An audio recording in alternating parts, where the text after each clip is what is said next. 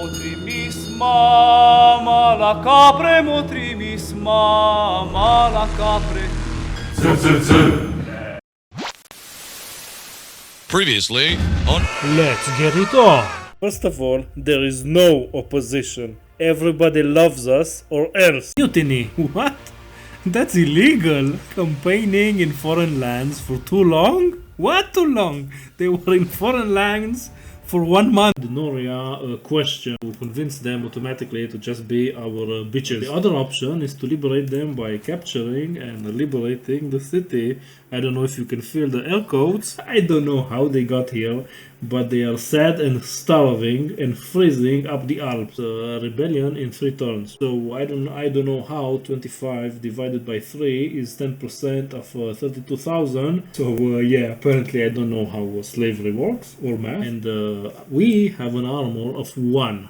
So that's like 30 orders of magnitude more armor. So I guess when these sadistic fucks, when they are fully erect, only then they deal maximum damage. Hire Celts into our own army. A disgusting thing to even consider. They come into our village and they kill our wives at night, and then they disguise themselves as our wives. We just made contact. We just start smelling each other's bungholes. So it looks like there is some kind of Swedish union. Swedish? Yeah, Swedish. Just imagine that for a second. How on earth you are transforming a sewage ditch into cattle pen. Lovely imagery there. I guess we will have some shitty milk. Oh, I'm so mature for my age.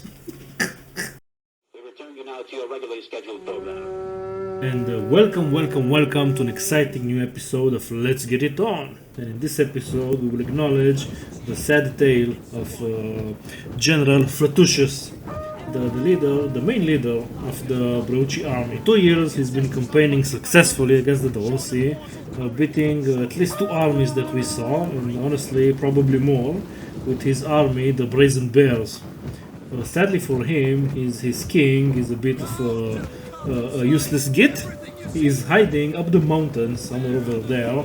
He is building a fort up the mountains just between both of his towns. I guess to the king's dismay, we managed to attack them on both sides, striking both Noria successfully, taking that, and now we are threatening to take the Brauchi capital.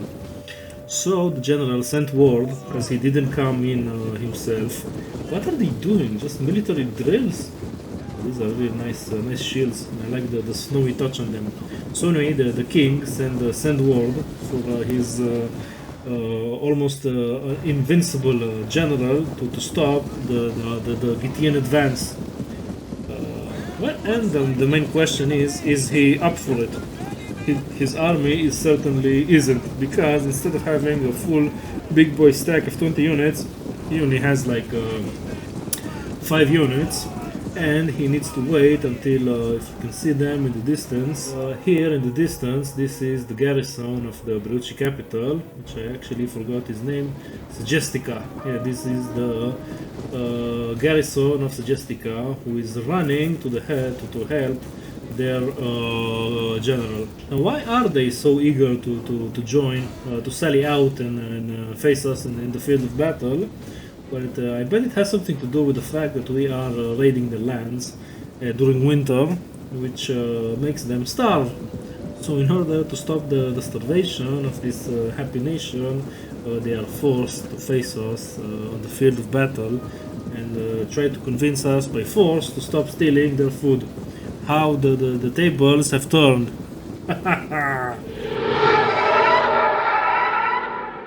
Now what they are facing is our loyal Getaean army with a modified formation. This is our normal formation, where we have our jagged Malva line, spear unit with one really weak, our weakest unit, the Xenoscum. The Alpine troops levy, which is a big trap for the AI. You usually love to come here, and then they have to deal with 2 of our Celtothracian sellswords. And here we have another unit. I think this is these are our X-Men. And between the spears we have our archer units. And in the middle we have the slings. We have the longest reach, just because. And on the flanks we have the flanking, at least how I use Peltas units. These are our use that come to help and flank. These are considered archer unit, but screw that. I treat them as a cavalry on foot cavalry, because we are that poor. We can't afford horses to all of our cavalry unit. You would just have to run along the troops and make horse noises. That's how the Getaean army deals with lack of horses. We do have 4 units of forces on the extreme flank, so this is actually a wealthy army for us. And what you will notice is those 3 units. What are they doing here? They're supposed to be in the reserves, but no, we are so smart, our tactical genius. We moved the reserve units to the front, because that's how you use the reserve units. We have both of our Forksmen and the unit of oh no, these are the X-Men, and here we have our Sikas. So they will be tasked with dealing with this. This is what's left of the. We don't see all of them, but somewhere over here there are 5 units that make the Brazen Bear, the actual professional army, and only then we will have to deal with the Suggestica garrison that will sally to meet us. So this is how, at least that's the plan. Now let's see how we fuck it up. Well, the first thing we do is make a sharp turn, sharp left towards the enemy. The most annoying unit that the enemy has in this army is this. This is their Celtic Shock Cavalry, which is really annoying on contact. But we will try to bait them with our own cavalry. This is Costico and the Peck. Now, ideally, we just throw javelins with the Peck and then charge, but we kind of made a mockery out of that plan. And Costico just had to charge them, and then one day the Peck will join them after they throw some pilums. And yeah, looks like they're trying to break contact or either countercharge, I don't know. Anyway, they are sandwiched between 2 cavalry units. One of them are much superior to them. The Costico guys, our mercenaries, are they have hella bling. That's a lot of armor. And let's see how we'll make contact with the main line of the actual army. And here we are charging into the Brazen Bears, just like we practice, boys. Just by the book, nothing really to write home about. A lovely charge, flawlessly executed. I brought the archers to try and deal, because look at this. Look at this here, they are actually trying to outflank us with their own cavalry. And they actually did that, but I don't know why they don't react to this. This is our light cavalry, the princelings. They're just a Pelta unit on a Peltas unit on horse, but for some reason they just ignore them and try to outflank our whole army. And here we have the the foot cavalry, the actual unit of youth. And at this point we're just targeting them with all of our archers as well. So they took like 5 units worth of volleys and only then charged. So I don't even know what to say about that. This is the AI doesn't usually just throw away his cavalry like that. And now they are circuit charging. Literally, they will go here and then they will come back. Just, you know, who am I to? I don't even know what to say. This is just a shame for display. So let's ignore this. But anyway, they maybe it was a genius move, because with one unit they tangled at least 5 hours. So if they actually had more numbers, that would have been a good maneuver. But look at this is the what's left of the Brazen Bear army, the main professional army of the Bruci. They're not looking so healthy. Not after we cut them down. So yeah, now we are just waiting patiently, because we are back to our own initial formation, waiting for the enemy to show up. They're struggling to. Oh, there's still a lot of enemy. So yeah, now I guess the main battle starts. Because our Folksmen are not in deep reserves, they're still in somewhat in the range for the enemy archer units, which can really devastate them because they refuse to wear armor or shirts. We moved forward all of our spear line to and we even charged with this. These are the seekers, I think. Anyway, our right flank came really disorganized because of the enemy circle charging with their cavalry. So there was that. I guess they were successful in this. But after we made contact and we are slowly but surely circling our archers and putting them in a nice position to shoot in an angle into people who are fighting in melee. So that's going well for us.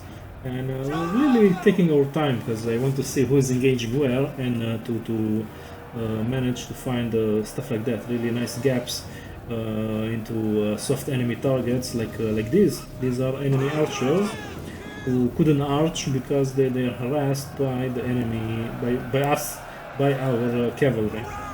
And here, oh, this was sad. I didn't see that. But it was a charge of a Folksman into side a really soft underbelly of the enemy.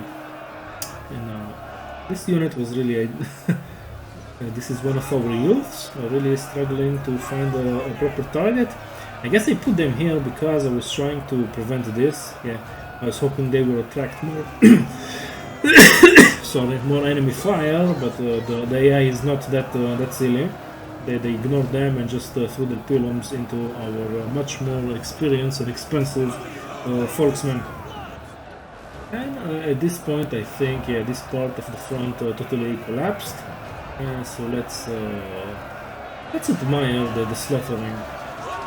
Slowly, I think, yeah, these are the townsmen finally collapsing. So that frees our Celtibration Spearsmen to come and help in this part, while these are, I think, the Xenos Scum. Yeah, I was reluctant to actually charge with them because they will get some kills and get some glory, which they don't deserve because they're not real men. But eventually I relent and they will join the fun, killing their fellow brethren, because this is some Celt on Celt action. And yeah, we are really putting on the pressure here with our own cavalry. That, yeah, I thought I forgot to circle charge, but no, we will not abandon the circle charging tactics. And on the far right flank, it looks like we are doing well. We're even letting the enemy. No, we are not really letting the enemy get away. No, we are slaughtering them slowly but surely. So it's looking good. It's looking good. Still lots of resistant pockets here, but they're surrounded from everywhere, and we have our cavalry advantage. The main question for us at the moment is either we circle charge into the enemy or try to chase stragglers. Because if we don't chase them, if anyone gets at least 30 units, because any cohesive structure of any unit that gets away from here will show up in the city, and we really don't want that. Because of gaming reasons, because I don't really do the really tiny battles, and the AI loses men when I auto-resolve those tiny battles. So yeah, this is a huge priority for us to get all the stragglers, because I don't want to lose men to silly AI strategy. I much prefer to lose men to silly events like a mutiny after spending 1 month, after spending too long, aka 1 month in hostile territory in the Alps. Well, I guess the Alps are. Was it because we were in the Alps? Because we were in Noricum that event trigger? I'll ask the model, see exactly what helps trigger that silly event. Not that I'm bitter. I'm not bitter. You know, losing is fun. I'm actually not bitter because it's really hard to struggle in Rome 2. You know, you really need to RP and to shoot yourself in both legs and maybe also stab yourself in the gut in order to struggle against the AI. So anything that makes the game slightly harder while keeping also a cohesive narrative, I like. So yeah, that was victorious, and now we will wait for the showing of the numbers. Now look at these lovely numbers, 4,488 losses. I'm fairly sure that none of the enemy units survived, which is great news for us. No more losing units to silly results. It's again one of those battles that it's hard to give an MVP to a specific unit, but I guess if I'm forced to choose one, I'll actually give it to Kostico, our Mistafari Daketh Hippith, Dacian Cavalry, Mercenary Cavalry, which performed really well. They got into a really sticky situation at the beginning when they had to face the blunt of the enemy light shock cavalry. But they didn't lose to too many men, and then they routed them after a brief engagement, and then kept circle charging when they were needed. Because they are so quote-unquote heavy, at least for us, they are not really good at chasing enemy, because the pack and our princelings are the main chasers. They get most of their kills for that. So these 591 kills are actually from hard work in the field of battle. And other than that, let's shame some units.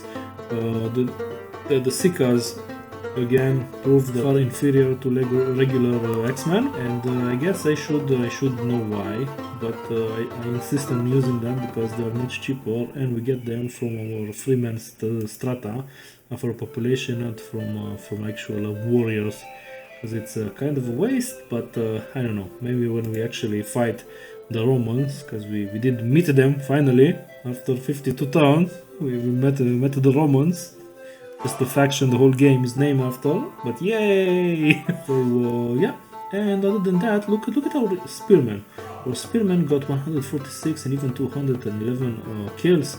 That's amazing, because they can't really kill anyone. They're mostly hold the line type of infantry. So nice performance by them.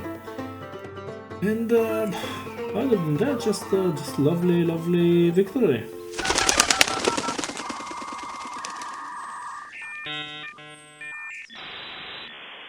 You've got mail.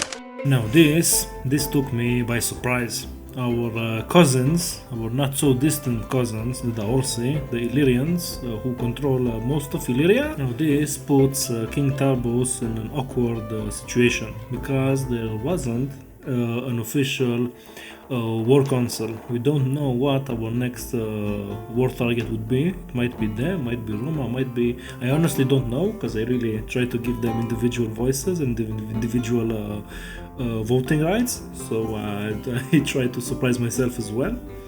But if we agree to trade with them, we influence that war council. So that's for us, at least from a roleplay point of view, it's a biggie. I almost agree. Well, King Tarbus, me possessing King Tarbus, almost agree to this.